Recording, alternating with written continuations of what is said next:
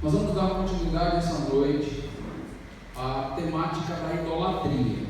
Nós estamos falando sobre isso desde o domingo passado. Iniciamos a partir da atitude de idolatria de João que vimos em Apocalipse capítulo 22, e senti necessidade de desenvolver um pouquinho mais o conceito. Senti a necessidade de mostrar para os irmãos como a Bíblia lida com o conceito de idolatria, como nós precisamos entender a seriedade e quais as consequências de uma vida idólatra. Então hoje à noite nós vamos nos focar e aprofundar um pouco mais nessa temática. O cristianismo, meus amados irmãos, ele nasceu em um período de idolatria, em um período idólatra. Muito obrigado. O primeiro século depois de Cristo, ele se encontrava, estava dentro de um momento, de um período histórico famoso, marcado pelo que nós conhecemos como panteão greco-romano. Não sei se você já ouviu essa expressão em algum momento. A ideia de panteão era uma espécie de ajuntamento de deuses. Daí vem um conceito chamado de panteísmo, por exemplo, onde é dito que tudo é Deus.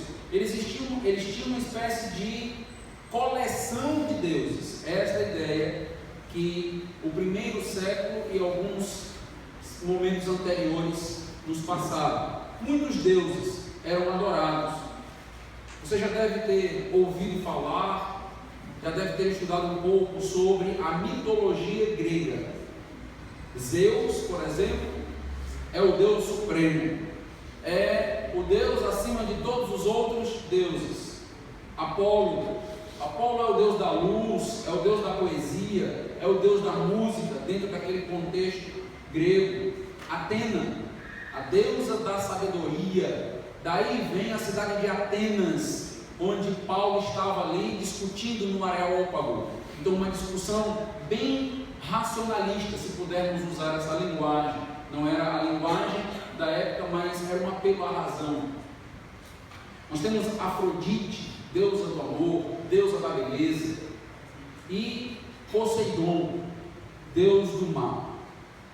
Nós teríamos aqui a noite inteira para citar deuses e mais deuses, e nós não terminaríamos de citar, porque eram milhares de deuses.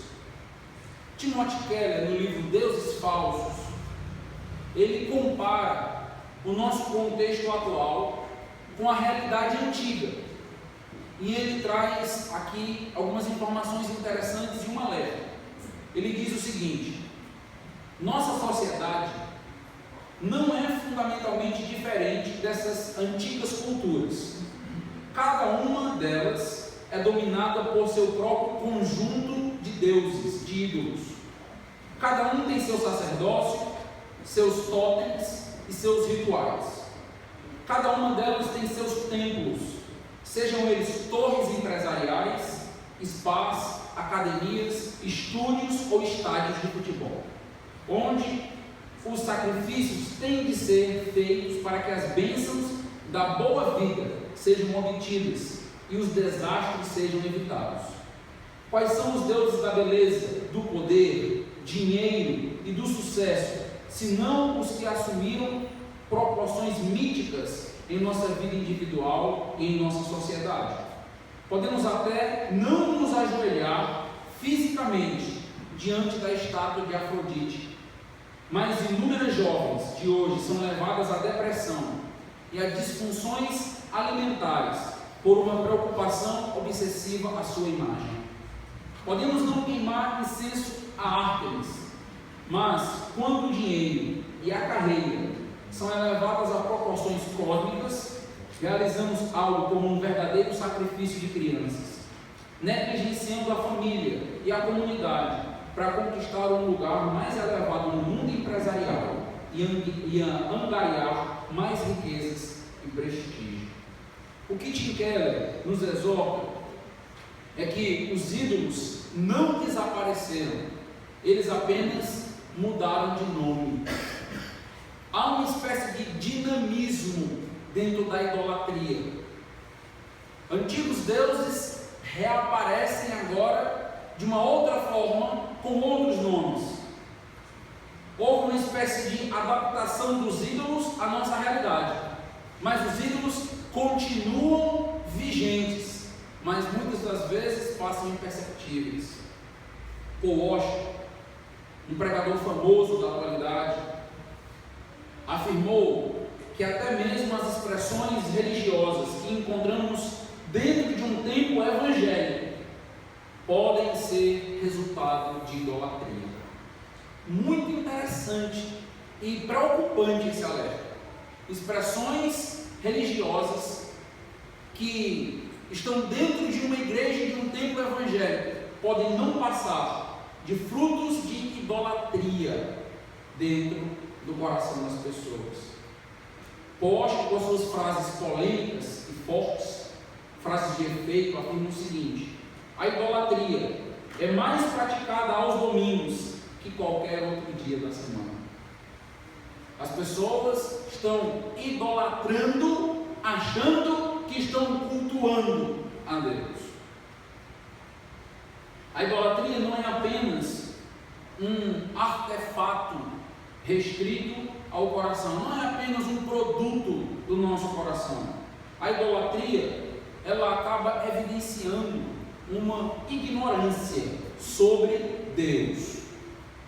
Todo idólatra evidencia ignorância sobre Deus. Ele cria um ídolo para depender, porque ele não entende que precisa depender apenas de Deus. É uma falta de não apenas conteúdo, mas até mesmo confiança e fé. Uma falta de entendimento sobre quem Deus é. É uma tentativa ignorante do homem de deixar Deus de lado e colocar no lugar de Deus algo que seja agradável à minha carne e algo que seja inofensivo. Porque Deus não é tão inofensivo assim quando ele é lido de acordo com a Bíblia. A idolatria é uma tentativa do pecador de construir um Deus à sua própria imagem e semelhança. É o homem querendo um Deus moldado pelo coração pecaminoso. Deus nos criou à sua imagem e semelhança, mas nós agora temos um outro movimento. Queremos construir um Deus à nossa imagem e semelhança. Romanos capítulo 1 nos instrui um pouco a respeito do processo de idolatria. Romanos 1, versículo 20.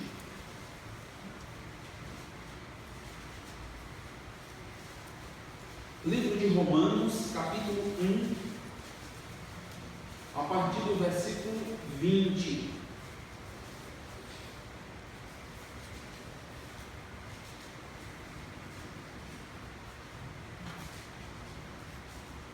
Diz assim a palavra do nosso Deus. Romanos 1, a partir do verso 20.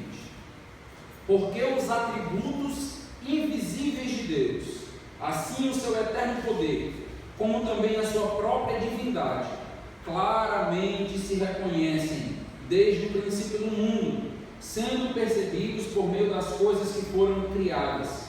Tais homens são, por isso, indesculpáveis, porquanto, tendo conhecimento de Deus, não o glorificaram como Deus, nem lhe deram graças, antes se tornaram nulos em seus próprios raciocínios, obscurecendo-lhes o coração insensato, inculcando-se por sábios, tornaram-se loucos, e mudaram a glória do Deus incorruptível, em semelhança da imagem de homem incorruptível, bem como de aves, quadrúpedes e répteis. Quando o homem rejeita ao Deus verdadeiro, quando o homem não conhece ao Deus das Escrituras, quando ele não o glorifica, não o honra, não o reconhece, ele automaticamente fabrica um ídolo para adorar. Nós somos criados, fomos criados para adorar. Somos adoradores por excelência. João Calvino, grande reformador, afirma que dentro de cada homem existe o que ele classifica como semeia religiones. É um termo técnico latim que significa que existe uma semente de religião em cada homem, ou seja, todo homem é religioso em sua própria natureza.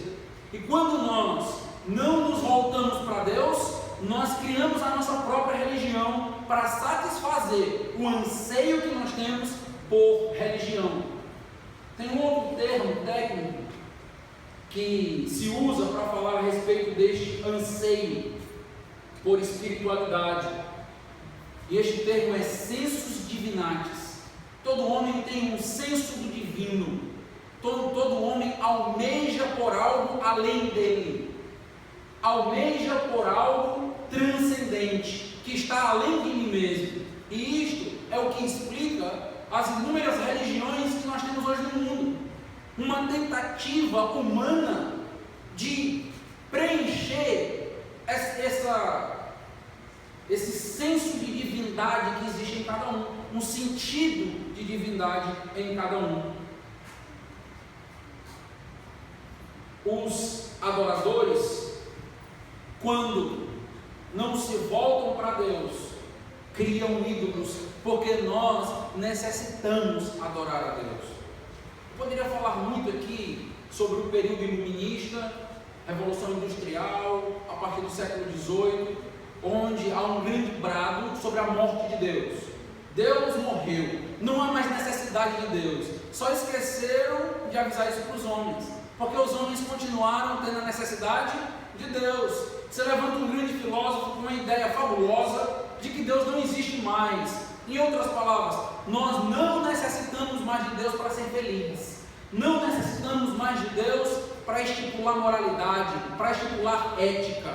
O problema com isso é que o nosso coração tem um senso de divindade e nós buscamos sim algo além de nós mesmos para a felicidade. E se não for Deus, nós criamos um ídolo. O que o grande filósofo Nietzsche criou foi um sobre-homem, um super-homem. O que ele criou? Ele criou um ídolo, onde todos deveriam se prostrar diante agora do homem autônomo, diante de uma humanidade que não necessita mais de Deus.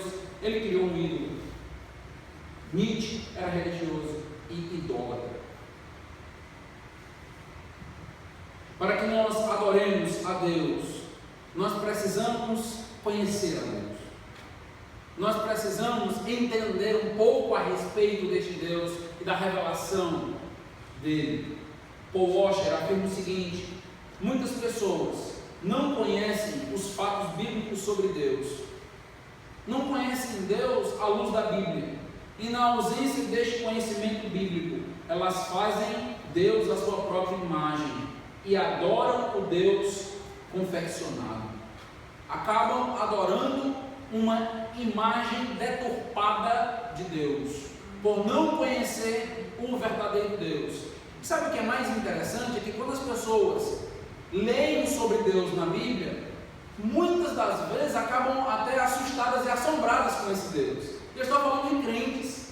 Quando nós lemos, por exemplo, textos onde debaixo dos pés de Deus estão os ímpios e ele está pisando como uvas dentro de um lagar e o sangue está sendo espirrado, e nós olhamos e dizemos: Deus? Não, o meu Deus não é assim. O meu Deus é completamente diferente. É um Deus mansinho, é um Deus domesticável. Não, não é o seu Deus.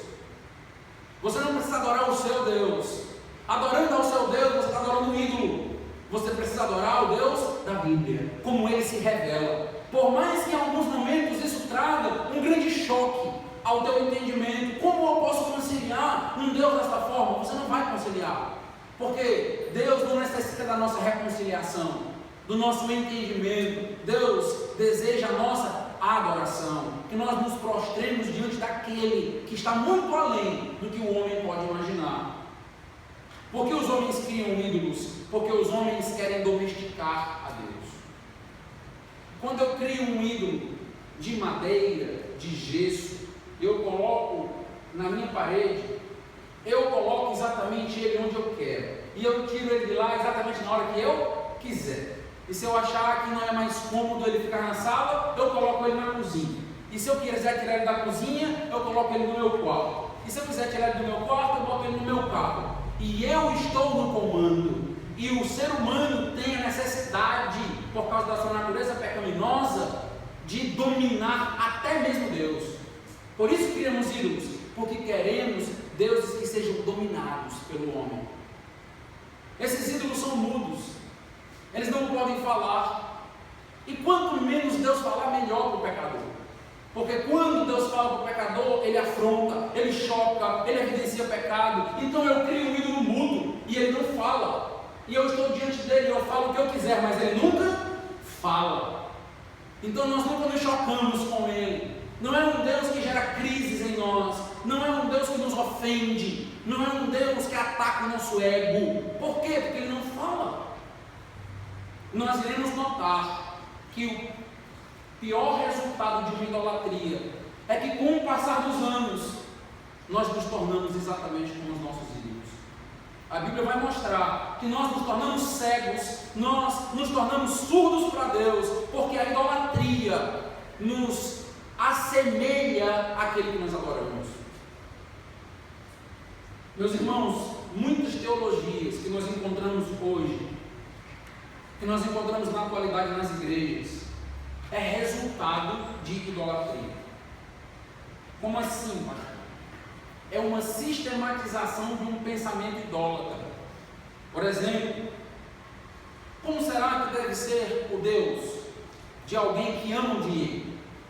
Como será que deve ser o Deus de alguém ganancioso, de alguém avarento? Será que esse Deus pode acusar aquele que é avarento? Não. Então nós criamos uma teologia, para que essa teologia suporte o ídolo do meu coração. Se o ídolo do meu coração é o dinheiro, se eu amo o dinheiro, então o que acontece? Eu crio um ídolo e eu crio uma teologia. Esta é a teologia da prosperidade. O que é a teologia da prosperidade? A resposta, a sistematização de um ídolo que está dentro do coração dos homens. Se as pessoas gostam tanto de dinheiro, então vamos criar agora uma estrutura religiosa para prender essas pessoas no seu próprio ídolo. Só existe teologia da prosperidade porque existe o ídolo da ganância, o ídolo da avareza. Só existe a teologia da prosperidade porque as pessoas amam mais o dinheiro do que a Deus, porque as pessoas ainda acreditam que serão felizes com dinheiro e não com Deus. E aí se monta toda uma estrutura teológica para dar suporte a este tipo de ídolo. O que é interessante é que, ao perguntar a Paul Washer sobre este Deus, o Deus daqueles que eram gananciosos, daquele que era avarento, como deveria ser esse Deus? Paul Washer responde: deve ser como uma máquina de refrigerantes. Você coloca a oração e retira a bênção. Dificilmente você vai ouvir dentro dessa teologia que Deus é santo e exige santidade, que Deus é soberano e exige de nós serviço, compromisso. Ouvir que esse Deus é justo e exige de nós um comportamento de justiça. Dificilmente você vai ouvir dentro dessa teologia que Deus se ira contra o pecado e o pecador. Isto porque o ídolo do coração, ele é expresso por uma teologia que acaba recortando alguns pontos da Bíblia. Note que os ídolos, eles podem até se parecer com o Deus da Bíblia em alguns momentos, podem ser camuflados, eles podem enganar, mas só são presos na armadilha de um ídolo, como por exemplo, trabalhado na teologia da prosperidade, aquele que já carrega este ídolo no coração. Veja que o ídolo, ele é capaz de destruir Um ídolo é capaz de deturpar, um ídolo é capaz de criar uma teologia. Uma perspectiva sobre Deus, uma perspectiva sobre a igreja, a partir do ídolo. E o que nós obtemos? A destruição da igreja. O que nós obtemos? Pessoas frias, pessoas entristecidas, pessoas desapontadas com Deus, porque não estão conhecendo o verdadeiro Deus, mas há uma caricatura deste Deus, muito mal feita, por algumas igrejas e líderes. O correto, meus irmãos, é que a teologia sempre nos leve ao altar de Deus, que a teologia, ela brote das Escrituras, e não que a teologia brote dos nossos corações. Quando eu interpreto a Bíblia à luz do meu ídolo, quando eu interpreto a Bíblia à luz dos meus desejos, dos meus sonhos, daquilo que eu não abro mão por nada, eu estarei com a Bíblia na mão, mas com o ídolo no meu coração, tapando minha visão, para que eu não enxergue a verdade, para que eu olhe para as Escrituras e interprete de acordo com o meu viés pecaminoso, com a minha natureza pecaminosa. Porque se a verdade for vista, o meu ídolo cai do pedestal, cai do santuário. É por isso que eu acabo vendo a Bíblia, interpretando a Bíblia de modo até mesmo a justificar os meus pecados. Hoje nós temos todo tipo de interpretação da Bíblia possível. E as pessoas não querem largar o seu pecado, mas elas acabam dando um jeito na Bíblia para que a Bíblia possa dar vazão e margem ao meu comportamento. Por quê? Porque eu não estou disposto a amar o Deus como Ele se revela. Eu quero então amar ao meu ídolo, e para que o meu ídolo seja protegido, eu acabo pervertendo a teologia, eu acabo interpretando a teologia da maneira que eu bem quiser. Eu quero alertar os irmãos que a idolatria, ela tem o poder de nos cegar. A idolatria tem o poder de nos causar surdez para Deus. Não vemos a Deus, não ouvimos mais a Deus, não conseguimos ver o óbvio, que somos pecadores, porque muitas das vezes o ídolo faz questão de nos enaltecer. Não conseguimos enxergar mais nossos erros. Isto porque a idolatria realmente causa um efeito letárgico na vida das pessoas. Um idólatra, ele não consegue escutar. Porque mais que você fale ao lado dele, por mais que você grite para ele, ele não consegue ouvir, porque ele se tornou como o ídolo dele, surdo. Um cego não é capaz de ver. Por mais que você dê evidências do Deus verdadeiro, por mais que você tente mostrar os atributos, como esse Deus se mostra, ele não aceita. Porque aceitar ao Deus da Bíblia é automaticamente derrubar os ídolos do nosso coração, destruir os ídolos do nosso coração. E por vezes, nós amamos mais os ídolos do que a Deus. E Deus vai exigir uma adoração exclusiva, única. Ele não vai permitir uma competição no nosso coração. Ele não vai permitir que você adore a tudo que você quiser, mas Deus da Bíblia. Ele vai exigir de você uma adoração única. Isto significa que para adorar o Deus da Bíblia, você tem que lançar fora da sua vida tudo o mais, tudo aquilo que ocupa o lugar de Deus e que reclama na sua vida o lugar de Deus. Eu quero, nessa noite, em outras palavras, mostrar aos irmãos que idolatria é algo tão sério que à medida que o tempo passa, a nossa cegueira só aumenta, a nossa surdez para Deus só vai se intensificando. O ídolo vai moldando o nosso coração e vida espiritual de tal maneira que mata a nossa paixão por Deus, pelo Deus verdadeiro. Quando nós falamos de idolatria, nós precisamos entender do que nós estamos falando. Às vezes nós falamos de idolatria e achamos que se trata apenas de mais uma expressão cultural ou religiosa de determinada cultura ou nação. Não, determinada cultura é idólatra, determinada nação e cidade é idólatra, mas isso não é nada demais. Isto é um erro fatal. Idolatria é algo muito, mas muito sério na Bíblia. Por quê, pastor? Porque idolatria não é apenas você adorar a outro e não a Deus. Idolatria é você colocar Satanás no lugar de Deus. Isso mesmo. Idolatria é você reconhecer dentro de um processo religioso os demônios e não a Deus. Abra sua Bíblia, 1 Coríntios capítulo 10. Veja como a Bíblia trata. 1 Coríntios capítulo 10, versículo 19. Note comigo que o idólatra, ele não está adorando a Deus, mas na realidade ele está num processo diabólico, demoníaco. 1 Coríntios capítulo 10, versículo 19.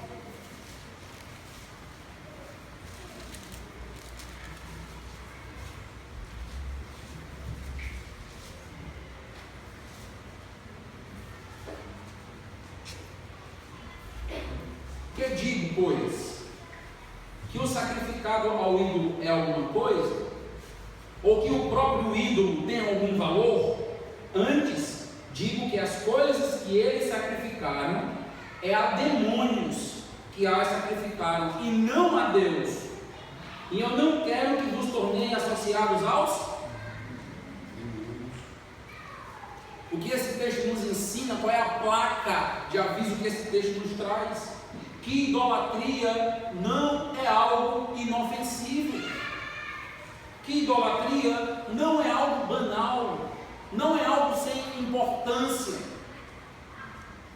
Idolatrar é se prostrar diante de um demônio, é participar de um culto como este, mas não a Deus, a Satanás. E isto é muito sério. É isto que significa idolatria à luz da Bíblia. Meus irmãos, a idolatria é um dos artifícios, é uma das maneiras de Satanás prender, vendar, cegar o homem. O idólatra é sempre um apaixonado, pode ser por ele mesmo ou por qualquer outra coisa. O idólatra, ele é radical. Não esqueça que a Bíblia nos revela que quem cega o homem é Satanás, é o diabo. E esta é uma das ferramentas principais de Satanás: usar a religião, usar a idolatria para prender, para cegar. Nós já estudamos aqui, por exemplo, que no período da tribulação a religião vai ter um papel importantíssimo para prender as pessoas. Nós vimos que o falso profeta vai levantar uma estátua do anticristo para que todos estejam em adoração. Isto é o uso da religião em prol de Satanás. E a idolatria hoje é a expressão do que vai acontecer. Quando nós temos, por exemplo, em Apocalipse, uma estátua sendo levantada para que as pessoas se prostrem e adorem, isso se chama o quê? Idolatria. É exatamente isso. Então, o que nós aprendemos é que a idolatria é um artifício satânico, sempre foi e vai ser inclusive no futuro. Satanás cega o entendimento das pessoas através de um ídolo. Em 2 Coríntios capítulo 4, é interessante notar a descrição de Satanás cegando as pessoas. 2 Coríntios capítulo 4, versículos 3 e 4.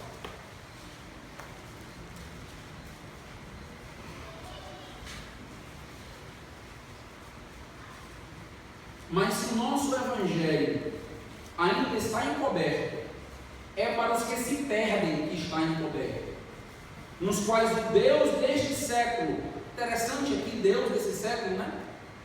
Deus, mas só há um Deus, é um ídolo, é um falso Deus. O Deus desse século cegou o entendimento dos incrédulos, para que eles não resplandeça a luz do evangelho da glória de Cristo. O que o Deus desse século, o que o ídolo faz é cegar o entendimento para que as pessoas não possam ver a luz do evangelho de Cristo Jesus. Olha a seriedade. Nós pregamos o evangelho, nós somos desafiados a falar do amor de Cristo, mas as pessoas não podem ver, as pessoas não podem ouvir, elas estão cegas por um processo demoníaco, idólatra. Muitos que estão ao nosso redor não conseguem perceber aquilo que nós percebemos, porque são cegos. Isso não significa que somos melhores do que ninguém.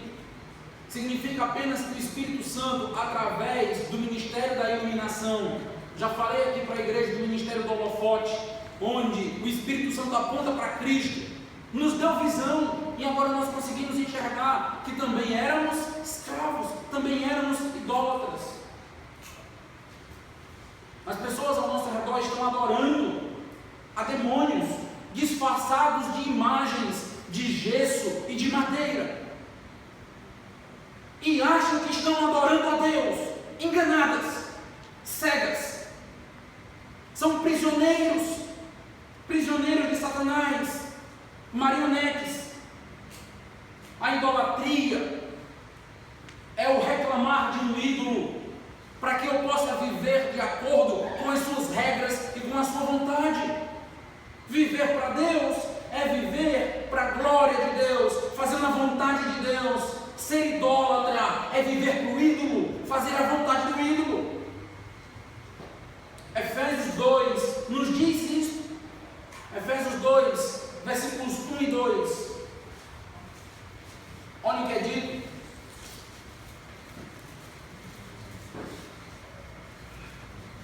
Efésios capítulo 2, versículos 1 e 2. Falando a respeito de Cristo, é dito: Ele vos deu vida, estando vós mortos nos vossos delitos e pecados, nos quais andastes outrora, segundo o curso deste mundo. Preste atenção agora. Segundo o príncipe da potestade do ar, do espírito que agora atua nos filhos da desobediência. O que nós aprendemos através desse texto é que as pessoas, através da idolatria e de outros artifícios demoníacos, estão fazendo justamente a vontade do diabo. São presas. O texto nos diz: nos quais andastes outrora, segundo o curso deste mundo, segundo a vontade do diabo. É ilusão achar que o homem é tão livre assim. Ou ele faz a vontade de Deus, ou ele faz a vontade do diabo. É assim que acontece. Biblicamente, é assim que se processa. As pessoas que se acham tão livres, as pessoas que acham que vivem debaixo de sua própria vontade, de fato são presas por um ídolo, são presas na idolatria, vivem para o ídolo, são consumidas pelo ídolo. E nós já aprendemos na semana passada que o ídolo não é apenas uma estátua, uma imagem. Esta é uma forma de idolatria, mas, como eu defini através de Tim Keller, qualquer coisa pode ser um ídolo. A sua esposa pode ser um ídolo, seu marido pode ser teu ídolo, teus filhos podem ser teu ídolo, dinheiro pode ser teu ídolo, tua cidade, teu país pode ser teu ídolo. Ídolo é tudo aquilo que reclama o que só Deus pode reclamar. O ídolo é tudo aquilo que ocupa um lugar único e exclusivo de Deus na nossa vida. O ídolo é aquele que promete alegria, felicidade, realização, coisas que só Deus pode realizar em nossas vidas. Deixa eu mostrar de maneira ainda mais clara para os irmãos as consequências da idolatria. Mostrar que entrar num processo idólatra é entrar numa transformação, onde eu me tornarei exatamente como aquele que eu adoro. A idolatria é muito mais do que uma mera prática religiosa. A idolatria, meus irmãos, é um agente transformador na vida do ser humano. Nós nos tornamos aquilo que nós adoramos. Existe um livro em português trabalhando exatamente essa ideia, de um autor chamado G. Carril. Nós nos tornamos aquilo que nós adoramos. nos tornamos com os nossos ídolos, nos tornamos espiritualmente ocos, vazios, sem vida, sem alegria. A Bíblia afirma que os adoradores dos ídolos não têm olhos espirituais, embora tenham olhos físicos. Embora tenham ouvidos físicos, não conseguem ouvir espiritualmente. Veja que texto curioso. Esse texto que eu vou citar agora é um daqueles textos que você deve pegar sua caneta e marcar 3 vezes. Salmo 115, versículo 4. Salmo 115, volta um pouquinho para o Antigo Testamento.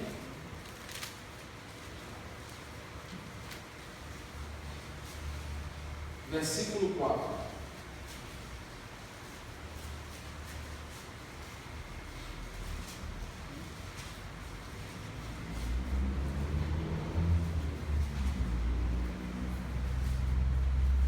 Prata e ouro são os ídolos deles, obra das mãos de homens.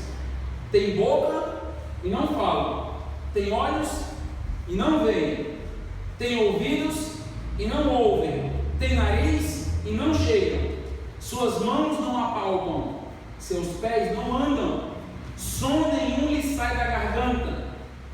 Torne-se semelhantes a eles os que os fazem e quanto neles confiam. Notaram? Notaram o versículo 8? Torne-se semelhante ao ídolo, aquele que é idólatra. Um ídolo que não fala, que não cheira, que não anda, que não tem vida, que é morto. Torne-se morto, aquele que é idólatra. Um idólatra é morto, não tem vida, não tem alegria. E quando em algum momento nós, crentes, entramos num processo de idolatria, em uma atitude de idolatria, mesmo já sendo crentes, nós vemos a nossa alegria pela casa de Deus, pela obra de Deus definhar. Porque nós começamos a idolatrar, e toda idolatria mata a alegria, mata o prazer de servir a Deus, de estar com Deus. Todas as vezes que nós começamos a ter uma queda no nosso processo de alegria com Deus, de paixão com Deus, nós precisamos parar e averiguar quem está querendo ocupar o lugar de Deus na minha vida. Quem é o ídolo que está se levantando? Porque na realidade, a partir do momento que nós olharmos para o ídolo e entrarmos numa atitude de idolatria, nós nos tornamos exatamente como os nossos ídolos, sem paixão, sem coração que vibra por Deus, pela casa do Senhor. Idolatria mata o prazer até mesmo do servo de Deus.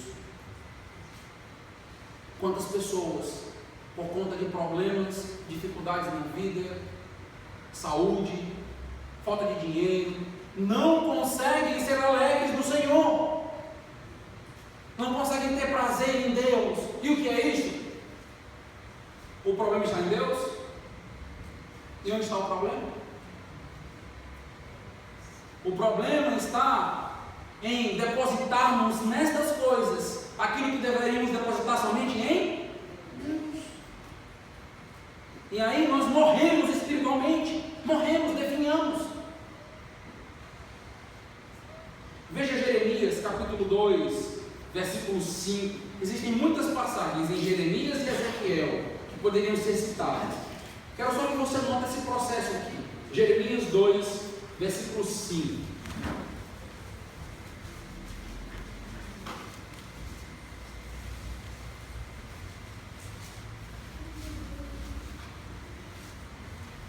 Jeremias 2, versículo 5. Assim diz o Senhor: que injustiça acharam vossos pais em mim, para de mim se afastarem, indo após a nulidade, inúteis, indo após coisas inúteis, indo após a nulidade dos ídolos, se tornando nulos eles mesmos. Aqueles que adoram coisas inúteis se tornam também inúteis. A idolatria me leva a ser nulo, porque eu estou adorando algo nulo, algo vão, e eu vou me tornando em um processo em um relacionamento religioso, tal como o meu ídolo. Note quantos alertas. Abra em Isaías 44. Hoje estamos passeando um pouquinho, em alguns versículos. Isaías 44. Não perca o fio, onde eu estou querendo te levar. Estou querendo te mostrar que, biblicamente, o idólatra se torna como o seu ídolo. Este é o efeito. Por isso temos que ter muito cuidado com este processo. Porque se toda idolatria é demoníaca, nós nos tornamos como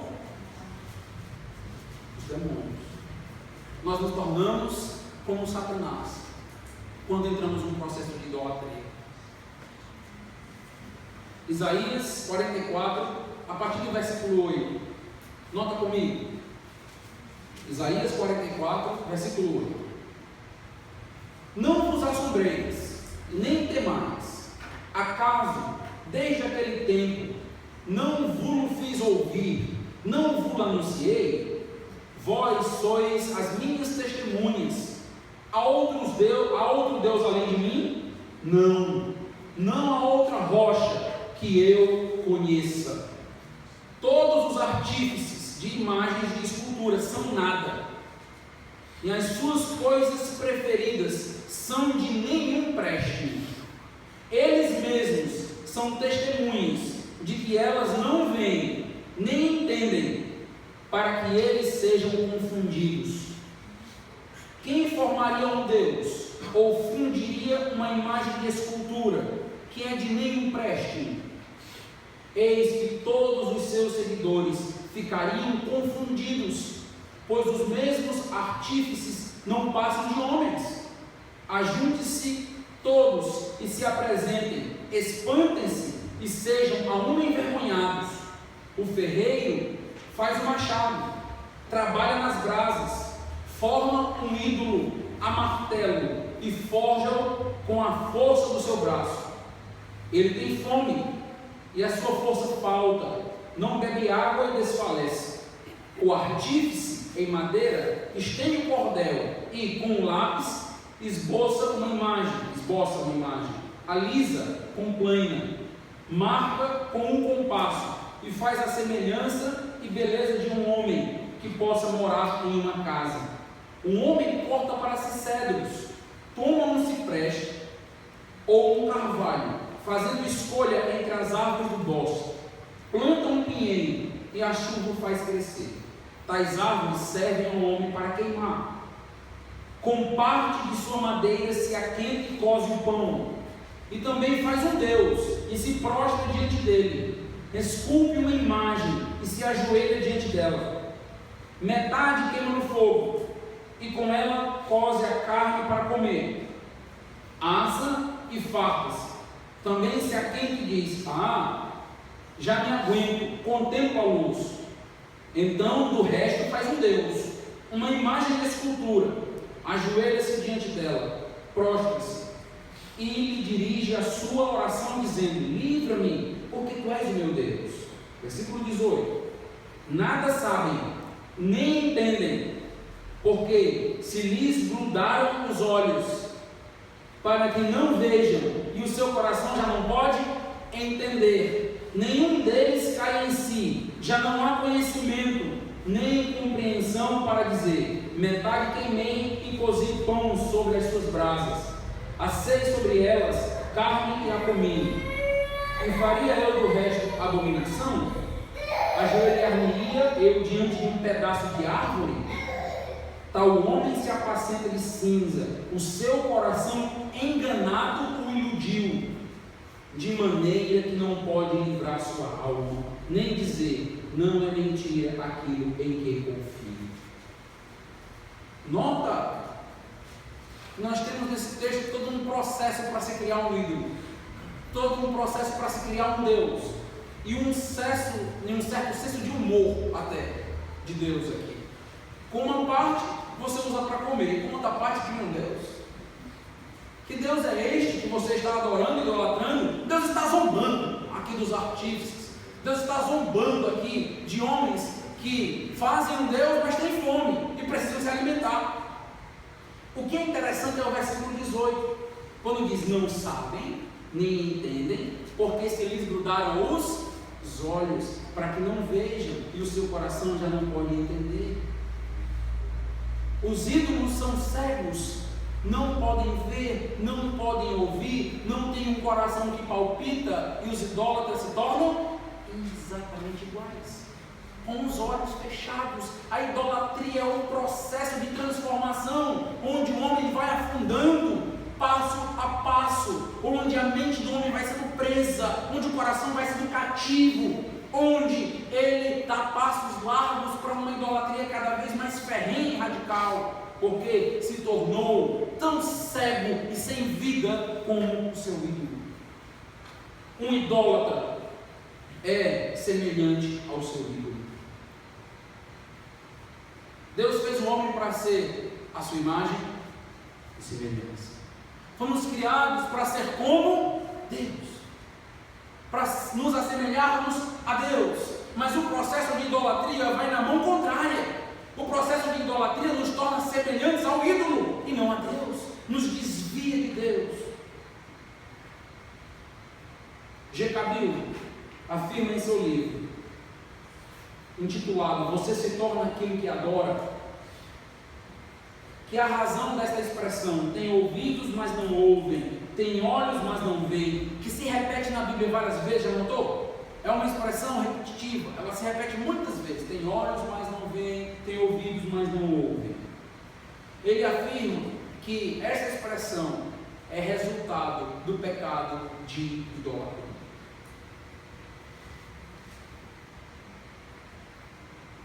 É como uma espécie de apaixonado que não vê os defeitos do seu grande amor, que não acredita em ninguém. Você pode falar, alertar, você pode tentar aconselhar, dizer para esta pessoa: este não é o melhor caminho, não vá por aí, mas a paixão cega. Nós conhecemos essa frase popular, né? A paixão cega. O que nós não conhecemos é que a idolatria cega.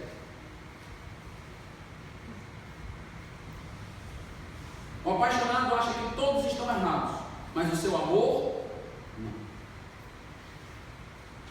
não quero e nem escuto ninguém, porque o meu ídolo me ensurdeceu, o meu ídolo me cegou. Quando uma pessoa está apaixonada, é incrível como ela entrega tudo, ela abandona tudo, ela deixa igreja, ela deixa Deus, ela deixa tudo, deixa filho, deixa tudo, por um amor, deixa tudo por um momento, deixa tudo para ter aquele momento com o seu ídolo, nem que depois seja todo destruído ou destruído.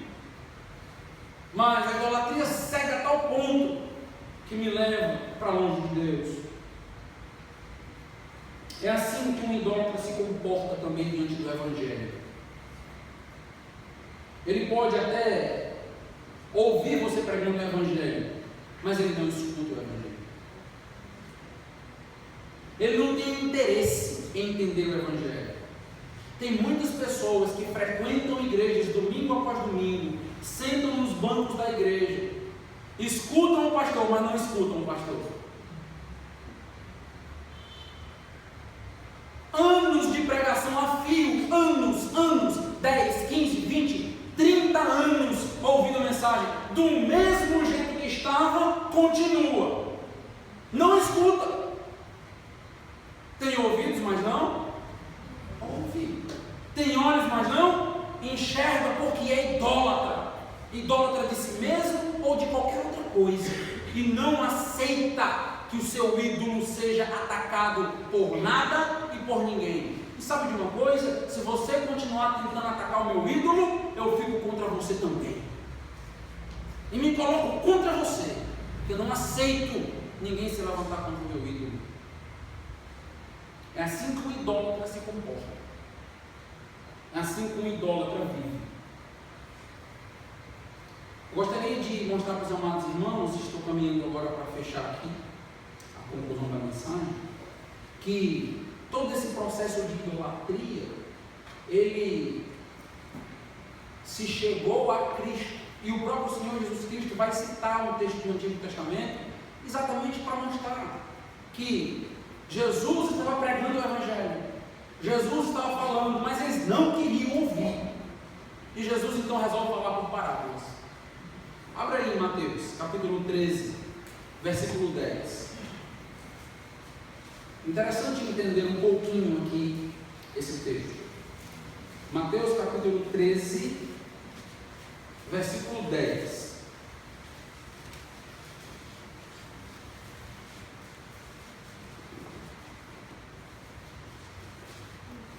Então se aproximaram os discípulos e lhe perguntaram, falando aqui para Jesus: por que lhes falas por parábolas?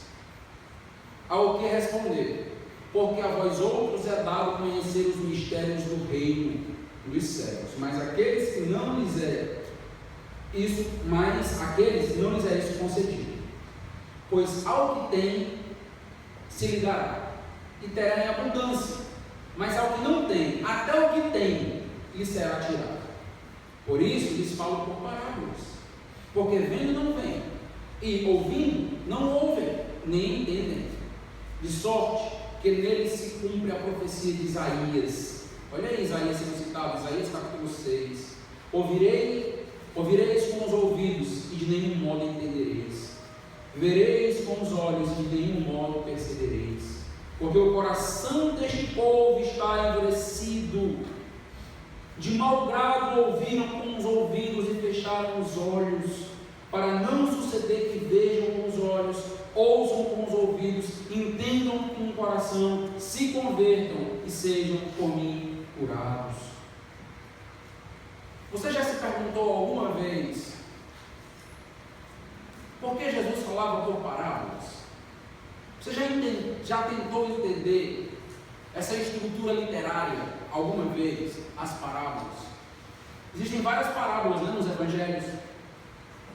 Normalmente, quando nós falamos de parábolas, nós dizemos o seguinte: o que é uma parábola?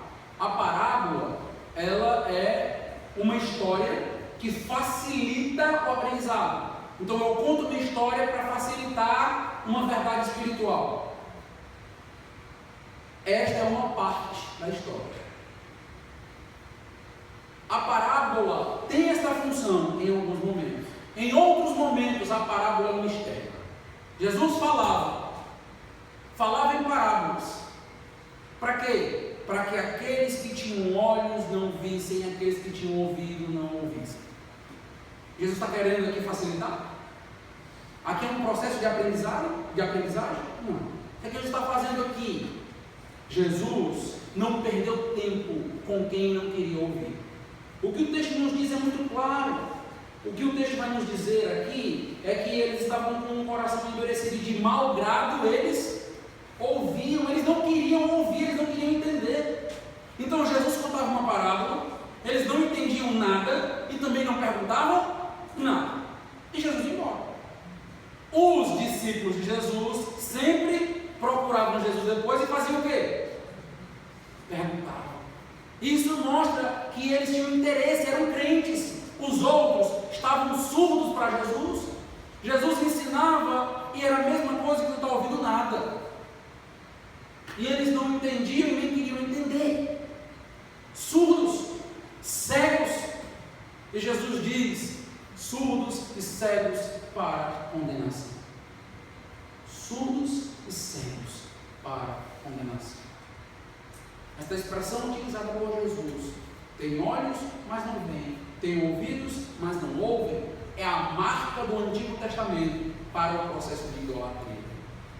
É exatamente o que o ídolo faz ao pecador: tapa-lhe os ouvidos para ouvir a respeito da verdade. Bill afirma sobre esse texto que é citado em Isaías o seguinte: toda vez que se observa que os órgãos dos sentidos espirituais não estavam funcionando, olhos que não veem, ouvidos que não ouvem, empregava-se um tipo determinado de linguagem. Podemos chamá-la de linguagem da disfunção dos órgãos sensoriais. Quando esta linguagem é utilizada no Antigo Testamento, quase que sem exceção, refere-se não apenas aos pecados ou pecadores em geral, mas a uma espécie de pecado, o pecado da adoração aos ídolos. Se procurarmos ouvidos e olhos, ele afirma, numa concordância bíblica, o que nós vamos encontrar? Vamos descobrir que todas as vezes que o povo de Israel é mencionado, tendo olhos para ver, mas não vendo, tem ouvidos para ouvir, mas não ouvindo, eles estavam em um processo de idolatria. Esta linguagem é uma linguagem específica e exclusiva da idolatria. A idolatria nos torna tal qual os nossos ídolos. Logicamente que há um contraste enorme entre Deus, o Deus verdadeiro, e os ídolos. Em outras palavras, a ideia básica é a seguinte: um ídolo mata o teu prazer, mata o teu ânimo, te cega, te dá surdez, enquanto Deus torna a nossa vida completamente diferente. Muda as cores dos nossos olhos, faz o nosso coração palpitar. Por isso, quando estamos adorando a Deus, num processo de adoração verdadeiro, o nosso coração vibra, se alegra, porque nós nos tornamos cada vez mais semelhantes àquele que nós adoramos. Adorar a Deus é ter vida a cada dia, é vibrar, é amar, é ser apaixonado pela obra, dia após dia, porque nós nos tornamos como o nosso Deus. Nos tornamos e desenvolvemos neste processo de semelhança de Cristo. O contrário também é verdadeiro. Adorar aos ídolos é destrutivo. Adotar ídolos é fatal. Nota o contraste que nós encontramos em Abacuque. Abacuque capítulo 2. Já preguei todo esse livro aqui na igreja, o livro de Abacuque. Quero só dar um destaque. Abacuque capítulo 2. Veja comigo aí o versículo 18, nós temos um contraste aqui muito importante. Um contraste entre Deus, o Deus verdadeiro, e os ídolos. Abacuque capítulo 2.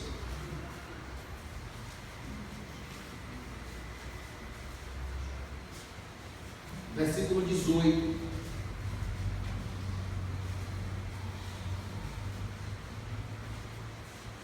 Livro de Abacuque, capítulo 2, versículo 18.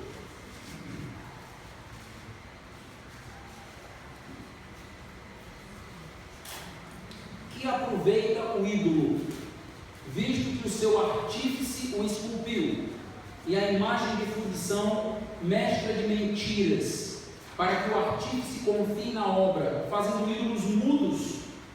Ai daquele que diz à madeira: acorda, e a pedra muda: desperta. Pode o ídolo ensinar? Eis que está coberto de ouro e de prata, mas no seu interior não há fôlego nenhum.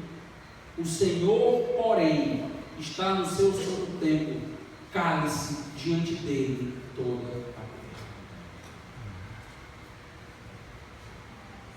Enquanto os adoradores dos ídolos são cegos e são surdos, aquele que adora a Deus coloca a mão na boca com medo de ser blasfemo contra Deus. Cale-se diante de Deus, diante do Deus verdadeiro pela terra. É reverente, é temeroso. Adoração a Deus nos leva a ter temor diante dele. É uma adoração genuína, uma adoração verdadeira, que nos leva a pensar duas vezes antes de usar os nossos lábios contra o próprio Deus, porque Ele é vivo. O texto nos diz: Ele está no seu santo templo.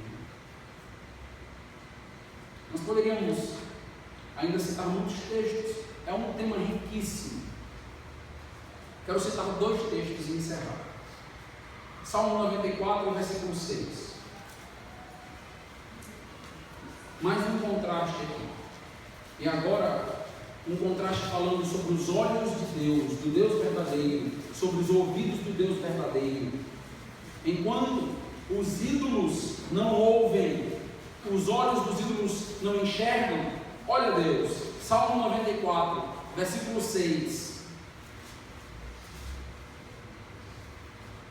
Matam a viúva e o estrangeiro, e aos órfãos assassinam, e dizem: o Senhor não vê, nem disso faz caso o Deus de Jacó.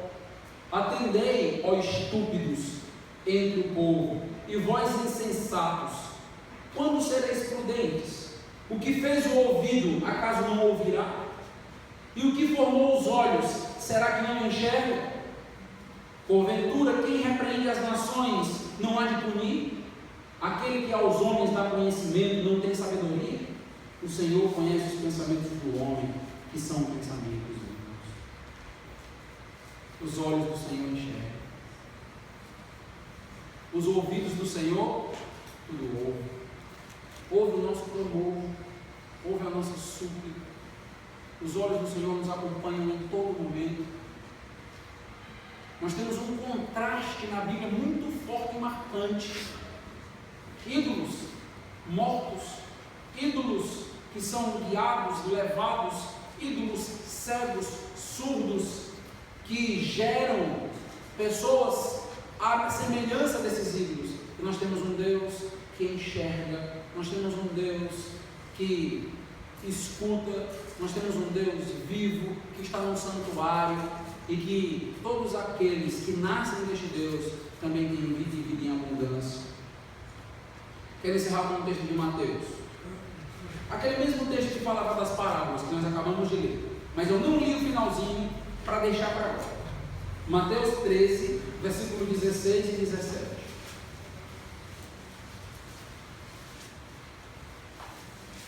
Mateus 13, versículo 16 e 17.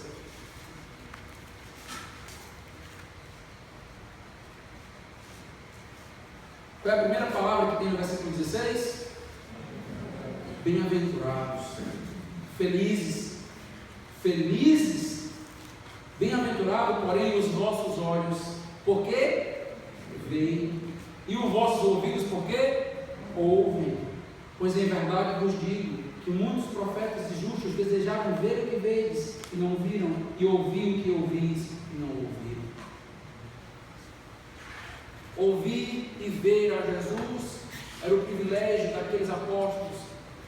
É o nosso privilégio hoje em viver para Cristo e com Cristo. Você vê, você consegue enxergar espiritualmente, você tem discernimento espiritual para entender este Deus verdadeiro, para viver para esse Deus verdadeiro. Os teus olhos estão abertos. Louvado seja Deus por isso. Não é a nossa inteligência, a nossa capacidade, foi Deus. Foi Deus. Deus tirou a venda que Satanás colocava nos nossos olhos, e hoje nós podemos ver. E nós vemos porque o nosso Deus veio. Nós vemos porque o nosso Deus nos permite enxergar. Cuidado para em algum momento não cegar num processo de idolatria. Lembre-se que a idolatria é um mal, e é um mal teimoso, é um mal que pode aparecer e voltar às nossas vidas em muitos momentos. Tenha um coração cheio de alegria por poder ver, porque muitos queriam participar desta igreja hoje, ver o que nós vemos, participar do que nós participamos, e não fizeram. Não tiveram o mesmo privilégio.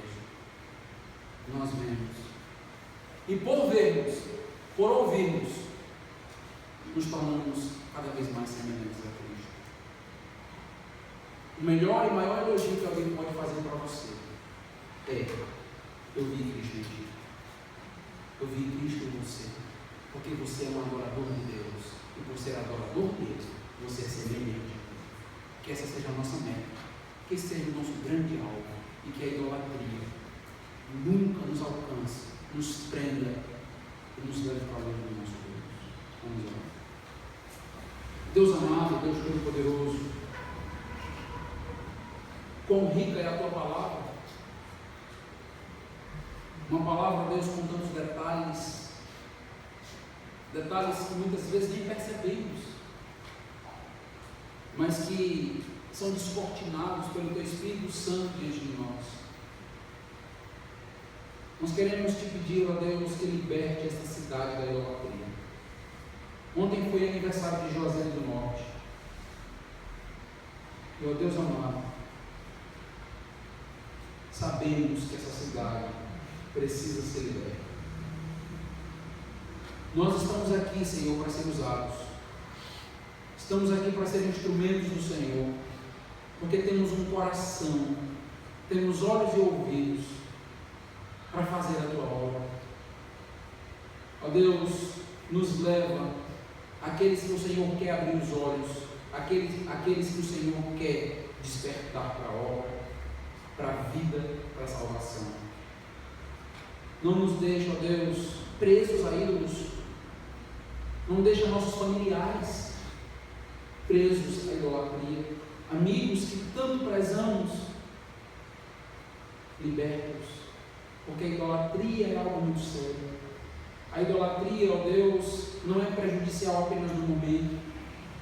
Ela se desenrola e vai causando prejuízo cada vez maior. Liberta, porque sabemos que o Senhor tem poder para isso. Assim como o Senhor nos fez enxergar, traz visão. Traz visão. É o que te pedimos em nome de Jesus. Amém. Eu quero convidar os amados irmãos para termos